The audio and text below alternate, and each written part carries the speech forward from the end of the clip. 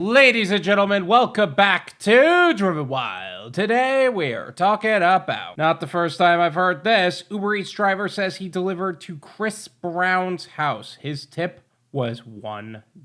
So one of the unspoken rules of choosing your market in the gig economy is that, yes, poor neighborhoods tend to be poor tips, but super wealthy neighborhoods also tend to be poor tips. And that is not excluding people such as Chris Brown, apparently. So much so that somebody went online to talk about it. So with that said, we are talking about everything that's being said in this article, how it actually is for Doordash UberEats and Grubhub drivers, and everything in between. But before we do that, I do want to make a quick announcement. There was another video that I had planned for today for John Oliver's reaction to the gig economy and his opinions on the subject. However, YouTube is not allowing it to be posted here. So there is another website that I have this posted on, Rumble. I will leave that video in the description if you would like to check that out. It was probably one of the most fun videos that I've ever had the pleasure of making. Feel free to check it out. And with that said, let's get started. It's a pretty common thing to expect celebrities to be good tippers. After all, they have money, right? Even if a celebrity isn't going around handing out $100 bills to every worker that serves them, at minimum, they should tip as much as any other person would. Usually 15 to 25% depending on the service. You see, that is my opinion on the subject. You can't expect people just because they make a lot more money to suddenly be phenomenal tippers that are in like the 30, 40, 50, 60% tipping range. But if you receive a service, you should either pay, and this is my personal beliefs, you don't have to apply what I believe, but this is what I believe, $5 or 20%, whichever is higher. But super poor people who really shouldn't be ordering on these apps anyway, they don't tip that much. Super wealthy people are too busy holding onto their nickels and they are tipping that much, which is why I believe the best market is an upper middle class area, because not only do they understand the value of hard work, they actually pay for it, and they do pretty well in tipping. That's why it's surprising and it stings a bit extra when a person with more financial means ends up tipping less than everybody else. Tipping less than everybody else is the key word in that statement. Like, there is this stigma, right? If you have this big house and you see a $0 tip, yes, that's pretty messed up. But if the tip is $5 for a pizza that they paid $20 for, and you say something along the lines of, "Yeah, it's a pretty nice house you live in for a $5 tip," that's you being a dick. And you really shouldn't be a dick that way. That's what makes drivers look bad. I will fight alongside you for the concept of no tip, no trip, but don't expect people who make more money to tip better just because you would like to receive more money. That also said, no tip, no trip. If you don't like the system, don't order. In a popular Reddit post, user brief_grape655 said he got a particularly bad tip on an Uber Eats order from a controversial celebrity. According to them, they delivered to Chris Brown's house and only got a $1 tip. I'm gonna leave the Reddit post they're referencing to in the description. Feel free to check that out. In case you don't know, Chris Brown is an R&B music and song artist, and there's a lot of controversy surrounding him. For example, according to USA Today, Chris Brown has a long history of legal battles for alleged violent acts. In 2013, a woman accused Brown of shoving her to the ground after a nightclub show in California, though no charges were filed, and Brown was also convicted of a misdemeanor stemming from a 2015 assault charge by a woman in Colorado. So yeah, this guy isn't exactly seen as the highest quality individual, even though he has reached the heights of celebrity that he has. So I guess it's not too surprising that he doesn't tip his drivers well. Even if you add just one fast food meal to your cart, an Uber Eats order is likely going to run you at least $25 to $30 with taxes and fees. Tipping just 10% of that is still more than $1. Yep, pretty much. This isn't the first time Brown and the company he keeps have been accused of being bad tippers. Another driver said that they took an order from Brown's house after 4 other Dashers canceled on them. We wonder why. why. That's when you know the base pay was like super high too. And you look at it and you're like, oh,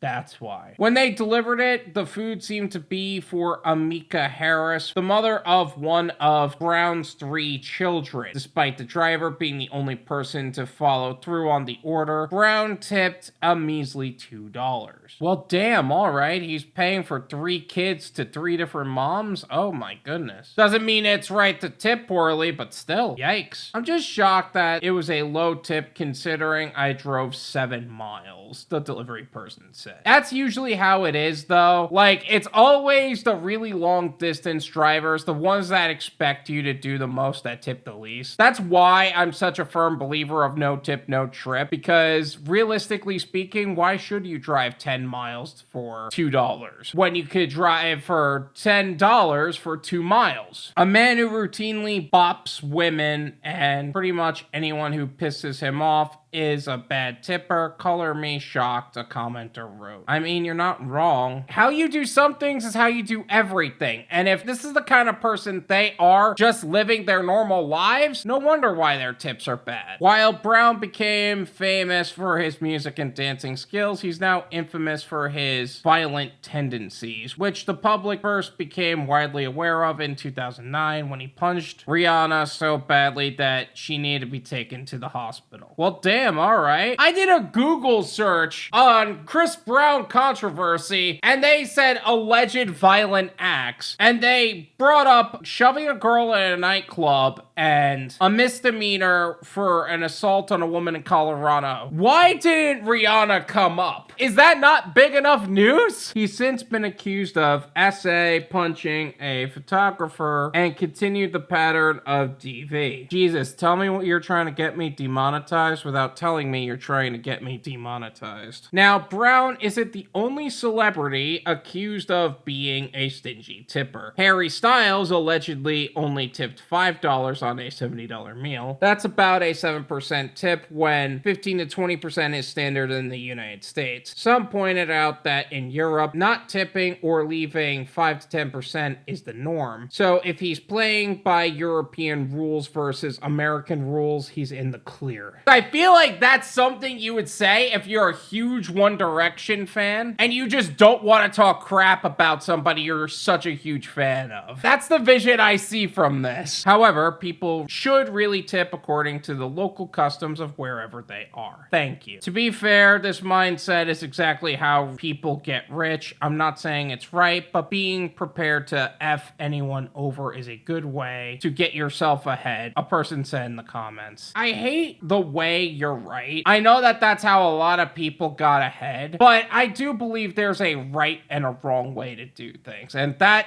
in my opinion, is a wrong way to do things. The rest of Reddit threads about Chris Brown were full of people calling out other celebrities who are alleged bad tippers too. I got a Charlie D'Amelio a couple of years back. Dropped off 6 pizzas to her $12 million home on Halloween for a $0 tip, a commenter wrote. I mean, look, things are really hard right now. The clothes that she's wearing, have you seen the clothes she's wearing? You could see her nipples. Obviously, she doesn't have enough clothes to keep her warm in her $12 million home. She's gotta cut somewhere, right? I'm sorry. Another person recalled a bunch of LA Dodgers coming to her bar and only tipping $80 on a $3,000 drink tab. I've heard from others that a lot of rich people are bad tippers as they don't know what it's like to struggle and live paycheck to paycheck, she added. Actually, I'm gonna push back on that point. There are a lot of people who have busted their tail throughout their lives to get to where they are, but they're also so afraid of losing it all to even risk doing that. Now, again, I'm not saying it's right. I think they're 100% wrong in this regard, but still, this is not all people that have started life really good and then kept life pretty good. This is my opinion. It's worth what you pay for it. Then you pay me. There you go. If you're a driver, one of the unspoken rules a lot of gig workers have learned over time is that the wealthiest people are the stingiest. Now, that also said, stingy is not the same thing as tipping the exact same as everybody else. If they're tipping within 15 to 20%, that's fine. Honestly speaking, I know that the mileage ain't right. I know that the company should have been raising the base pay to offset the miles. But in my opinion, that is something the expectation of the company should be on. If the amount that the customer ordered, tip was right, the order was fine, and blah, blah, blah, right? And they tipped 20% for a pizza, and that happened to be $5 or whatever that looked like. The expectation of them to tip more because it was an extra mile or two away is something that the company should be covering. Are they? No. Does that mean you should accept the order anyway? Also no. If the miles don't make sense, don't take it. The pay will go up over time as long as it's being declined. But don't shame them for having a nice house, ordering a $20 pizza, and tipping $5. It's when you get into things like you ordered about $70 to $100 worth of food and you tipped $1. Or you're Harry Styles and you ordered a $70 meal and you tipped $5. But Joe, he's from England. In England, it's different. Then go to England. Stay in England. You obviously don't understand how it works here. And if you're going to be here, you should abide by how things operate here. I am so sick and tired of that argument. They bring up other continents, other countries. Like, oh, it's so different over there.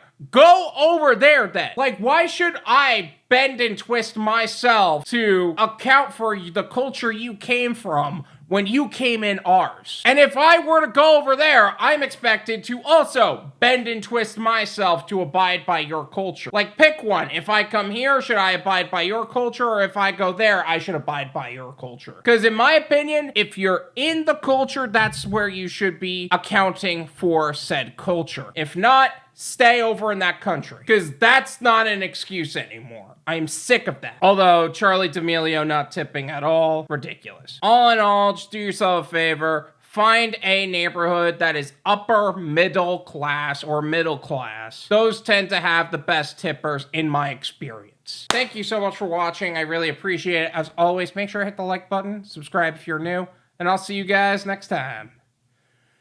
Peace.